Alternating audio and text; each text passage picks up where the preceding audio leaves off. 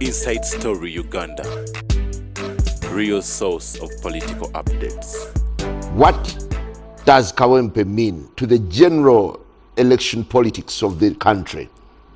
But above all, will the president's letter and the demand by the NRM further complicate the complex issues surrounding Kawempe North? As we speak, Nalukola, who was declared winner in this controversial and bloody election, is yet to be sworn in nor gazetted.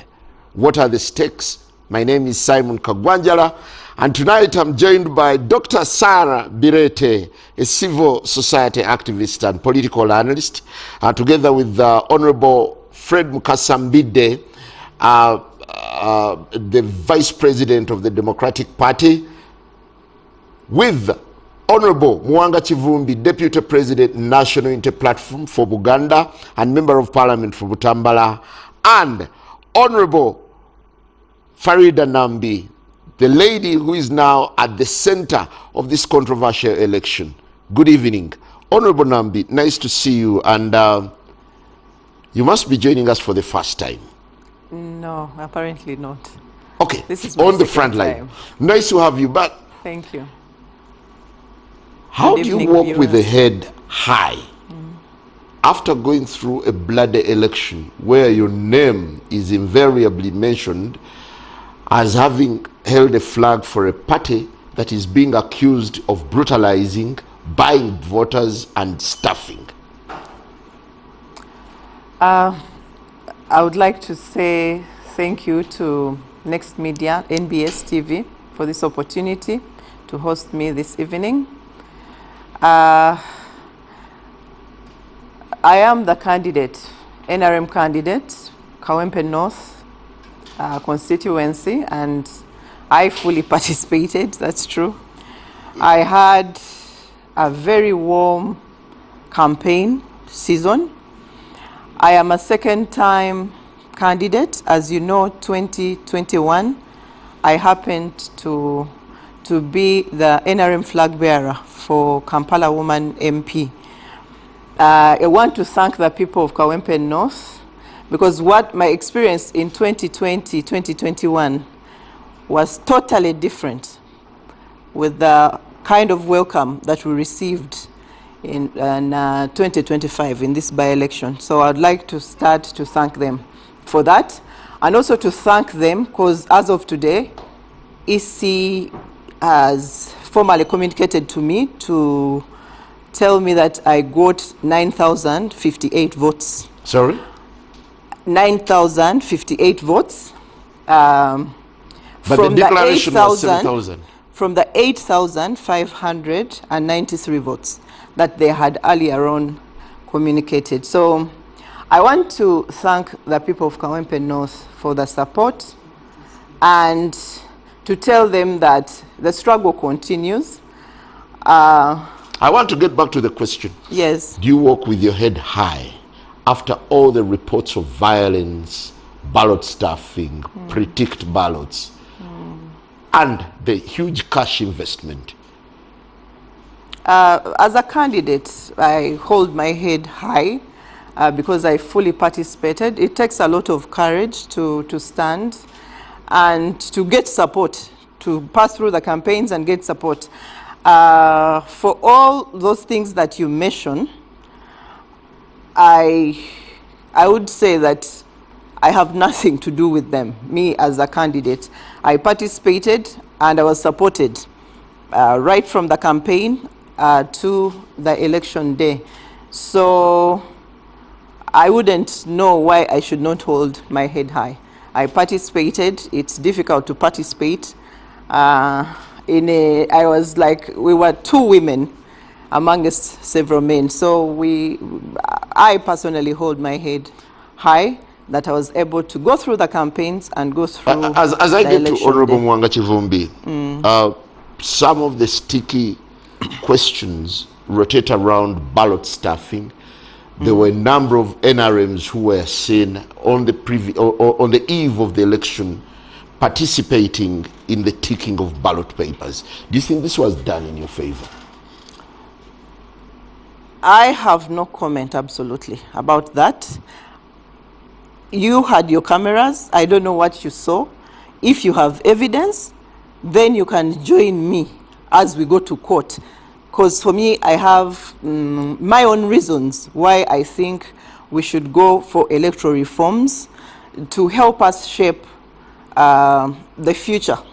Our electoral reforms will help us shape the future, especially that we're going to a general election. Ms. Nambi, do you think your vote was stolen? First of all, I voted from Kawempe Mbogo playground. That's where I voted from with my husband. I voted at about 10 something. I voted properly. I left the station. And I started now hearing that the security has been beefed up in that area. There are some people pelting stones from the compound of one Mr. Takuba. There's a compound behind. There's also a road next to their fence. So there were people pelting stones from that place to some of the security forces. And then the reaction was that security started beefing up around that area, and that there were actually members seen in the middle of the field where the electoral area was demarcated. Later on, at about 4, it was like 2 minutes past 4, one of my supervisor for that point alerts me that some group has come. They passed and jumped the boxes. So now the security started chasing those that had jumped the boxes and run. Then after, there was another group that came and started kicking the boxes, and they had filmed for me some things to see on my phone. Now, after about 30 to 35 minutes, they were not only electing me that day. We had a councillor in Kazangola called Councillor Masuti. He was also being elected. He was a candidate on that day, plus other candidates from other parties. He also tells me where I voted from in Kazo, Angola Central. Still, what has happened in Bogo has happened here. Then the third point was Uganda. So that's when I got into a vehicle to physically go to see what had actually happened. And it was tight security, and it was just a mess. They were still picking up the pieces. We happened to actually have taken some election materials as exhibits, which we turned over to police, and they're now in hands of the police. So really, that's what happened. And for me, as a candidate, for someone to target where I voted from, they had started counting the second box, and to mess up the whole votes that had been voted, for someone to target Councillor Masuti, because you see, they had in Kazangola, they had counted votes for Lugova, they had counted votes of Corner Zone, but now Central, where Councillor Masuti voted from, and you'd really feel targeted as a candidate. We felt automatically targeted. We were like, who could have come to do this? And I don't mind whether it's from either aisle, whoever did that. We felt targeted, and we felt like we want to seek justice. Why was it that they did not destroy some polling stations in Kazangola, in Komambog, where neither me or Masuti Ms. Nambi, I want to move on. Yeah. Do you concede defeat? I wouldn't concede defeat under those circumstances. I wouldn't. And that's why I would wish that moving forward, and this benefits every candidate who is standing all over the country, you wouldn't feel comfortable if even what you voted for was not counted, would you?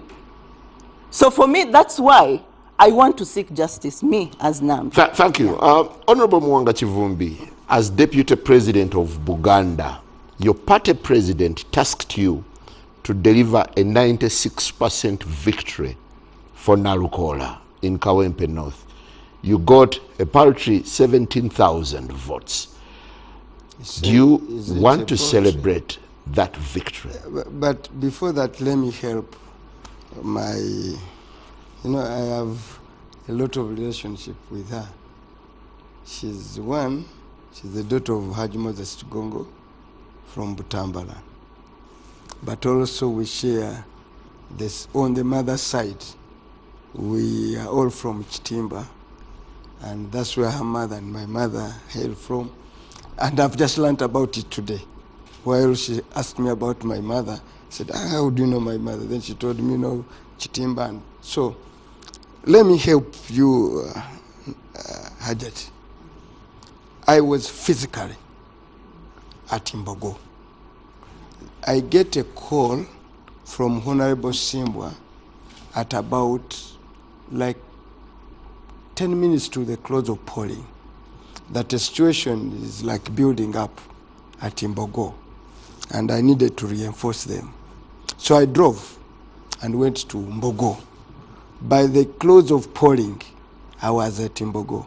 But that told me at about 15 minutes to close of polling, there was increased security detail, including armored personal carriers, Mambas, and every other form of but also amidst that were deployments of thugs, okay? What we commonly call chiefs. But also in presence was Honorable Balam. So who commanded the chiefs? I'm now going to give you a full story I'm an eyewitness of what happened at Imbogo.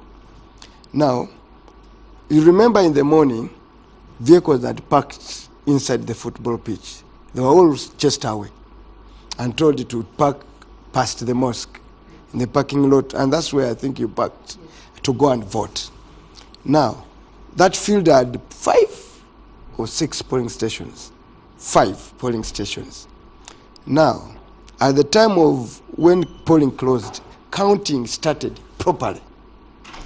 Well until, and the process of counting is when people leave their homes to go and see how they voted.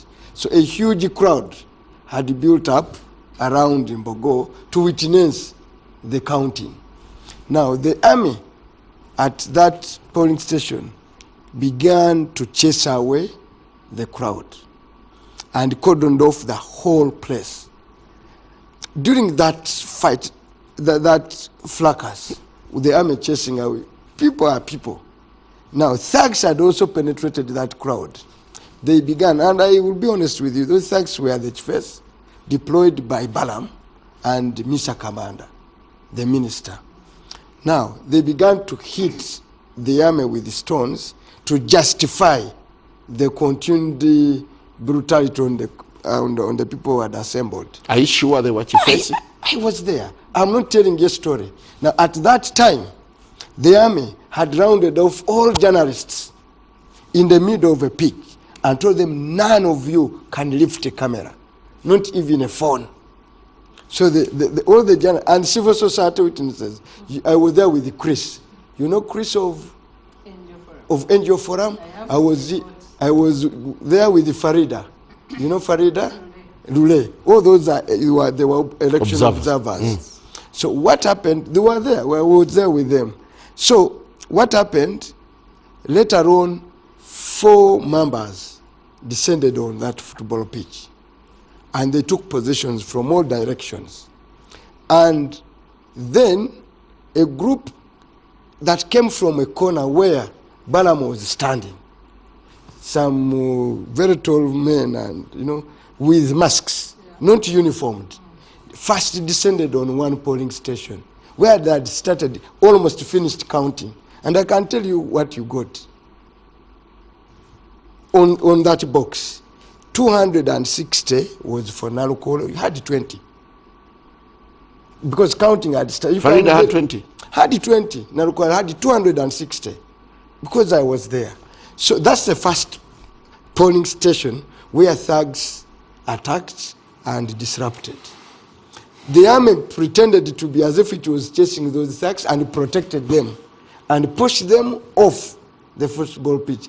Counting was continuing in all other centers, all other polling stations.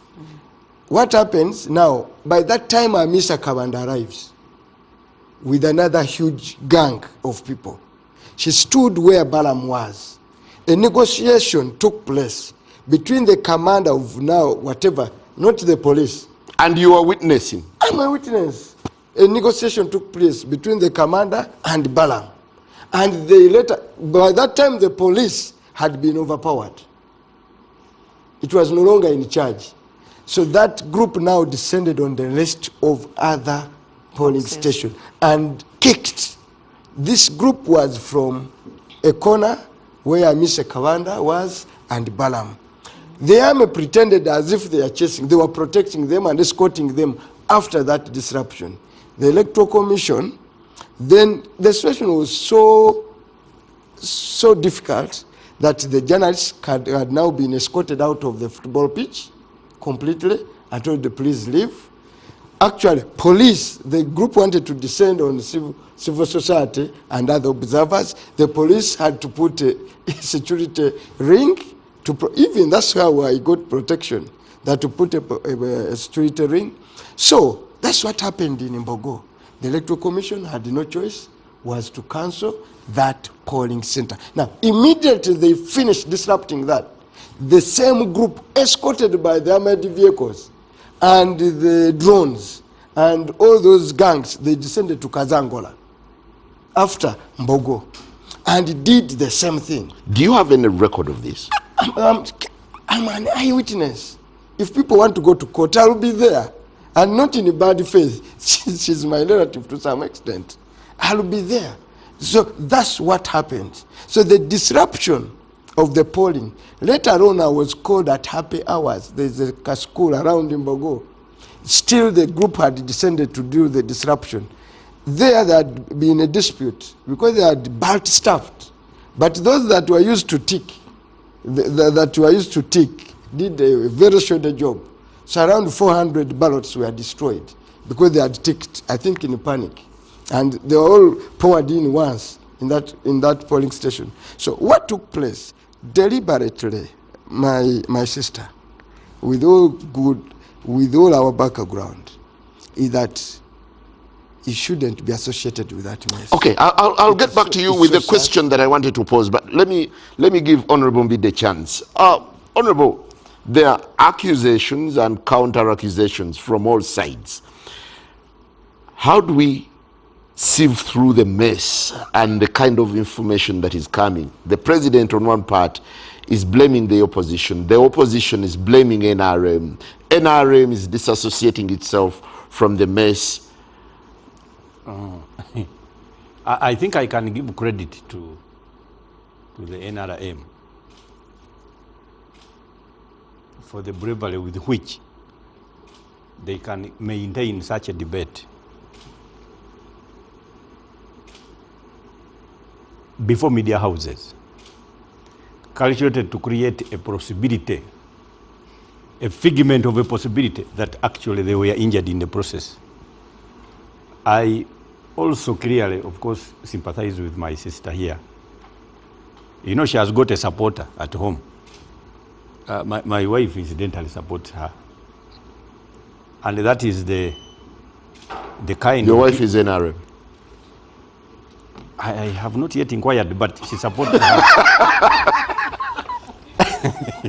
because there is completely no politics at home. So I will make that inquiry, Simon, and I promise I will return with an answer. But I can sympathize with our sister here for purposes that she has been conditioned to think. If we are to place it within the proximity of ordinary understanding, she has been conditioned to think that a short man is actually a boy. That every short man you see is a boy. And there is a very big problem. I can equally guarantee, I think my piece of advice I can give you is that please don't invest a lot of hopes in any possibility of a viable election petition. Election petition is, Simon, are guided by majorly two major precincts, two major limbs. Either there was an act, an election offense, or irregularities. And with irregularities, it is wider.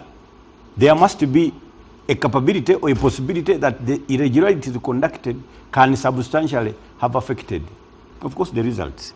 Now, the irregularity they are trying to build, and I am happy that my brother here is pushing it to counting of votes.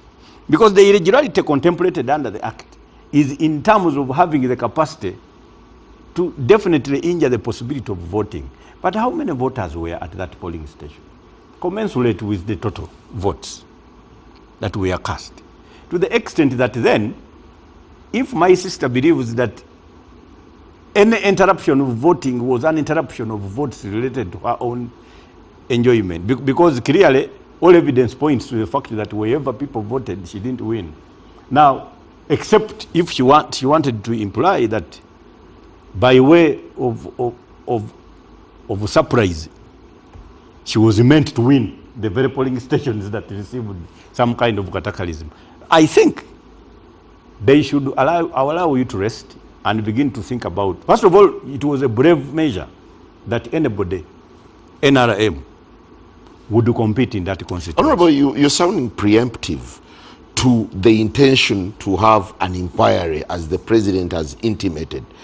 I think the inquiry is born out of good faith. Who is inquiring?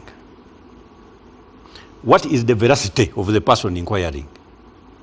The truthfulness of that person that commences the inquiry. No, it's not the first time. Take, for instance, I thought this would be, you would sigh with relief that finally government is bowing into the demand for an audit into an election. I have got a very strong opinion against government continuing to keep us under the debate of what happened in Kawempe North. Because clearly the protagonist was government. We can exonerate her for purposes that she was only a conduit. She was an instrument of operation against NUP. Unintendedly. She was used as a clog. She was clothed in a lion's skin. That's very unfair to her. And that is why, of a sound mind. Yes, but the soundness of mind should be measured continuously. If she lands herself in a court, then the soundness of mind, of course, obviously receives questions. But we would have left it at the, because, of course, at the commencement of her submission here, she has actually been tipped that she got some more votes after the final declaration of results. So I don't know which algorithm is being used, that the calculations are still continuous. I don't know, by the time we are done with this show, probably she would have acquired close to 170,000 votes. So I think our sister here needs to be guided. When you join politics at this level, and particularly the kind of politics with filth that obtained in Kawempe North, I think you are not the appropriate instrument. You leave them to play. Thank you. Sarah. Yes, please. Normally, elections come with a lot of violence, and a few days later, an election goes. Does it really bother you that this election has endured? A week later, we're still discussing the same subject? Yeah, first say, Simon, not every election should come with violence. This is the abnormal situation in Uganda. But it's the norm. And we shouldn't. We should keep calling it abnormal because we do observe elections elsewhere and they are not like Ugandan elections. So it's abnormal, although it's recurrent. We should keep reminding citizens that this is abnormal. So the debate in Kawempe, even if there was no petition or attempts of an attempt petition, in my view, we would still debate Kawempe as a precursor for 2026, which is a few months away. So we are going into a general election where you expect that everybody is ready for that process because the nominations are a few months away. August, special interest groups nominations are July, June. So we are just a few months away from the general election. So when you see the kind of violence, especially by the army, the kind of violence by the army, where the president is directly liable and answerable to the citizens as the commander-in-chief, and then you see the route that he's taking, which is very bothering to us as election observers, because for the president to write to Bazukulu, meaning his grandchildren, a generation younger than us, saying he doesn't know why there was such heavy-handedness of the army. The Constitution names him as a commander-in-chief of the defense forces. He should, by the time he wrote, he should have had a report from the CDF, a report from the Army High Command. He should have even punished the people responsible for the violence in Kawempe. Then he comes to the citizens and say, I was bothered with the high-handedness of the military in Kawempe, and I took the following measures. For the other agencies which are not directly under him, then he can say, I'm waiting for reports. But when the president writes as if he's not in charge, I want to know why there was the army there, why is the army involved in a civilian activity? Yeah, but look, here is the president saying the heavy deployment of security forces may have stopped mass violence. You see, as a commander-in-chief, he shouldn't be guessing. That's exactly my point. May is guesswork. He doesn't know what happened. He should have come with a definite explanation. More the reason why he's calling for an inquiry. Yeah, but now he's calling as an inquiry, Simon, as a third party. Yet legally, he's the head of the army. He should have done his homework and explained to the people why we're about 30 members in Kawempe. Why and the inquiry information, the inquiry should not be electoral or even political.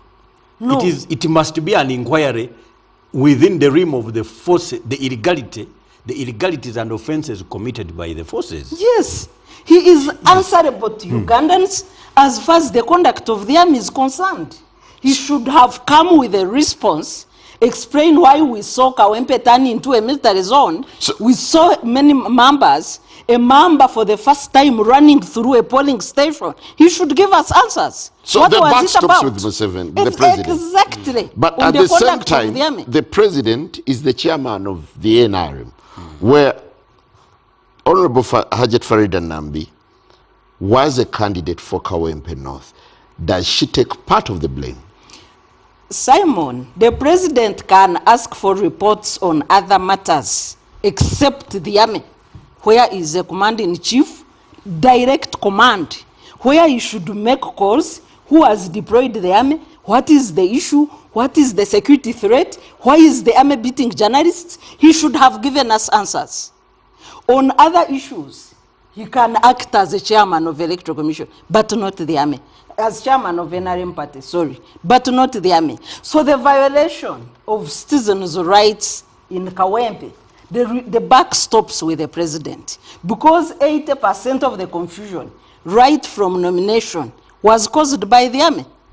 The JAT forces that bet up candidates, including the candidate of NUP, the disruption of process of rallies by NUP, the beatings of journalists, the arrest of journalists on voting day was the army. Is there any sense, okay, to what extent would you exonerate the opposition generally in the violence, in the mess that happened in the election?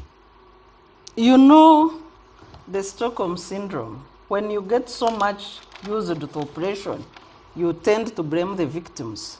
But in a situation of high-handedness like we saw in Kawempe, what was the choice for the victims? Or what crime did they commit? I'm not aware of any. And I want to corroborate the report shared by Honorable Muwanga Kivumbi that it's true. Our colleagues were observing elections in Kawempe. They were at that station and they shared reports, including on social media, of what they observed. The people who disrupted counting at Imbogo were plain-clothed security officers with masks who did the chaos and ran back to the military for protection. So the question then that you should ask is, if these were strangers and thugs like the regime wants us to believe, why did the army protect them? Why? Honorable Nambi, from your heart of hearts, having gone through the rigors of campaigning and going all over the place, door to door, do you still have the energy to pursue this matter any further? Or you're under duress from the party? Actually, I've already submitted that as a candidate, and it's not only me, there's also my colleague, Councillor Masuti, we feel that somebody targeted where we voted from. And to us, we want to seek justice. Yeah? And to the fact that there were votes that were not counted. For instance, I'll give you the votes very shortly that I had in Kazao, Angola. They had already tallied Lugoba and Kona zone. And the votes I have here is 1,874 votes versus 919 votes for NOP. That's what I have. Now, if they had already tallied. Yes, they had already tallied 13 polling stations. What was disrupted is Kazangola Central. Did you have any DR forms? We do have. And they will see them because we are going to court. They will see them. So we feel as candidates that we are targeted. What you should know, Councillor Masuti and I had put, you know, where you vote from, you really make sure that you put there a lot of effort. So Councillor Masuti saw the goons. I don't know whether they were the exact goons that came from Bogo, but they were also masked according to his, and some pictures actually. Some people were quick enough to take some shots of the goons that came and disrupted Kazangola Central. They had already tallied 13 polling stations and 8 of Kazangola Central were not tallied. Now, my question is, as a candidate, why the polling stations we voted from? Can I give you an answer? Why the polling stations we voted from? So yes, you're going to come Okay, in. what if those votes were given to you? Would it add anything? What if they would make a difference? We feel targeted and we want justice. Not only me, who you see here. Next time probably invite Councillor Masuti. We have these DR forms, copies of them. Yeah. So we feel that nobody should stop us from seeking justice to the courts, because that's a way. If courts say that even after all that, it is okay, that we would just move on and there would not be any election reforms, we would then know that we sought justice and this is the result. What gives you the conviction that Kawempe was yours to lose? The mere fact that somebody targeted, and I've told you, whether it's someone from NRM or it's someone from the opposition, must answer to it. Okay, there are two people. And we are two candidates. There are two people who are widely mentioned in the violence that ensued at the polling stations. Yes. Honorable Balam and Honorable Min Sakabanda. Their names have been widely mentioned. Do you associate with them? They are ministers. Yes. In government, yes. Yes. Yes. And they came in to support, to canvass votes for the NRM party, because they are members of NRM. Okay? This vote was not particularly just about Nambi Farida. One, everywhere I went, I would tell the people that this is a mock exam for us as NRM. We are going to sit the final paper in 2026. So it was a larger election, really large. You saw there was the Prime Minister who also came in because she's a resident of Kawempe South.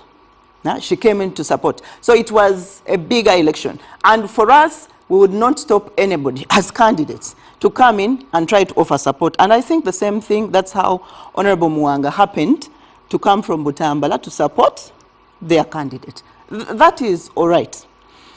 I also want to say that that is the premise. You may laugh at it, you may call us myopic, but we want to seek justice based on that. Because we feel as candidates... Did it ever strike you that you would win Kawempe, that has been traditionally opposition? I'll tell you frankly, we had a lot of support. I told you in the beginning that I'm a two-time candidate. I was lucky enough that Kawempe constituency as a whole, South and North, was one of my constituencies in 2020, 2021. I saw the resistance we received in 2020. It was not the same resistance. And here is, I'll tell you. Government had actually made inroads. It's like they never left those areas. There was an initiative called the Presidential Skidding Initiative. It's largely located in Kawempe South. This is Chikoni, Mulago, and Wandegea.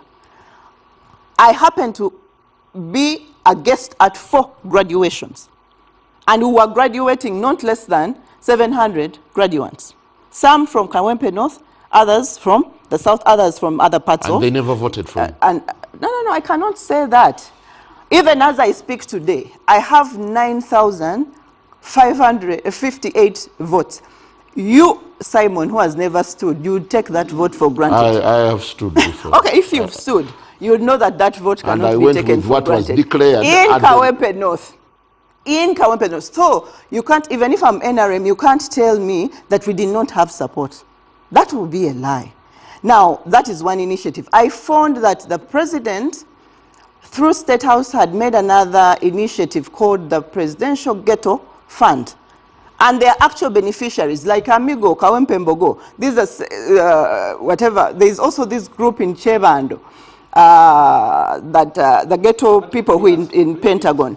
Then, kindly, let me first finish. If you can give a minute, you're going to ask. The third program, and I can tell you, people were hopeful because of these programs, and that's why, compared to 2020, 2021, I received, plus Councillor Masut, because we were campaigning as NRM candidates, a warm campaign period that gave us hope as candidates, if you asked me, of an eventual win. I find it weirdly magical that Electoral Commission is still tallying your results. And by this evening, you're standing at 9,500. What are the chances that by tomorrow you'll be over 10,000? I'm not a spokesperson of Electoral Commission.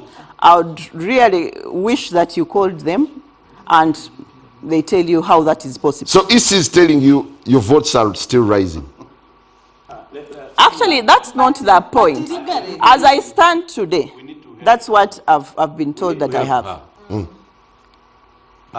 First of all, there is what we call the functus official rule. Yes. That when the Electoral Commission makes a final declaration, its business is concluded. Yeah. They cannot in fact, if they are continuously communicating to you over results, and they are the persons you are going to sue before courts of law, you have just made us get a good record here. So we know that probably you're going to sue cohorts in what you intended to obtain. Number 2, you see, Simon, stealing a drum is very easy. The problem is where to beat it from. Because you see... No. Nobody has stolen any drum. No. Because my sister here still continuously needs help. Because you are petitioning to obtain justice against who? Because it is your affirmation here, even here on TV, that you don't know succinctly what happened. You were told. For you, you voted peaceful and left. Now, the person is serving you with such information. First of all, find out the objective reasons that is making it a logical necessity for them to either inform or misinform you as such.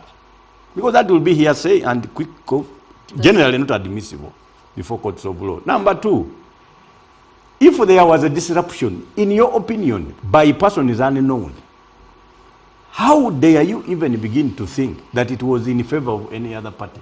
Now, the kind of justice you are seeking before courts, have you included the particulars that took place against candidate Nalukola, for example, throughout the campaign process? Have you also indicated, so that now we know that you are a representative, you are the saint, trying to obtain justice for the whole preparatory processes of a campaign in Kawempe North? She's seeking justice. Maybe. Against to who? Against who? So whoever stole her victory. No, because you see, my sister needs to be helped. Otherwise, they are beginning to use you. You know, it's like trying to use a fully grown up tree, but trying to fold it into a walking stick. And that is what they are trying to turn you into. Tell them you are grown up, you can no longer be a walking stick.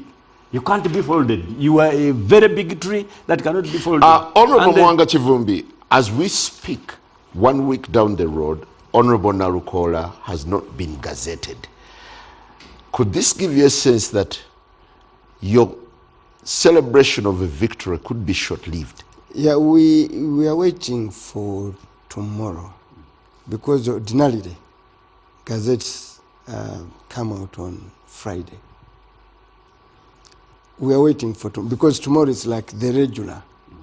But sometimes in terms of like by-elections, they can be issued a special gazette. So we are waiting for the regular period for which gazettes come up. And that is tomorrow, a few hours from now. Share information on that. I did have a conversation with a spokesperson of EC a while ago. Actually, Section 58 of the Parliamentary Elections Act gives them 7 days for the returning officer to send the report to the EC. And once EC receives the report, they have 48 hours to gazette. So the deadline is Monday. Okay. So for us, we are like, in Uganda we say, werekere omulimba. Omulimba mwerekere mpaka jasula. So the Nigerians say, if you are dancing with an enemy, never close your eyes. So you should dance while eyes are open. So for us, we've done the hard journey. That journey was to overcome the brutality, the violence, the rigging, and now we are dealing with the propaganda. But the outcome was dismal. Yeah, but I spoke to one MP who attended the caucus. Imagine an NRM caucus when the president, with a brave face, said, you know, I'm going to, the whole caucus laughed at him. His own members. When he said he's going to court. He's going to court. Everyone in the caucus. And one MP told me, said, I don't know how this M7 was when he was a young man. Because at 80 to tell a lie with a straight face, it's not easy for an old man to tell a lie with a straight face. So we will do everything we can, abide by the law, as we've done, and wait for Monday. Honorable, you seem to be taking the president's letter with a lot of casualness. Yet the president seems to be very emphatic. Try to tell you the truth, it's a joke. He's not anywhere recognized under the law. Yes, it's a joke. On elections. The president's letter is a joke. But it is intended. This joke, don't take it for granted. It is intended to create a scenario. And you know, this is the gentleman who went to address military officers and said that in the last election, in the district of Buganda, they stole 2 million votes. So this is not the first time that gentleman behaves in such a bizarre manner. With the straight face, still, he was in an army combat, and I looked at him. He was saying, okay, here they stole 2 million votes. I'm surprised you have the guts by there to speak now. When the Prime Minister herself, when she was here on Barometer, she said, you and Honorable Namuga were behind a scheme to, you printed ballot papers. You had printed ballot papers from Ginger, and you were planning to critique them From where? So you embarrassed the NRM. Where, That for was which not race? Banja. For which race? Kawempe North. But Simon, do you ever take Nabanja serious? She's the Prime Minister No, but and leader of are government. you as uninjured as her to take her serious? So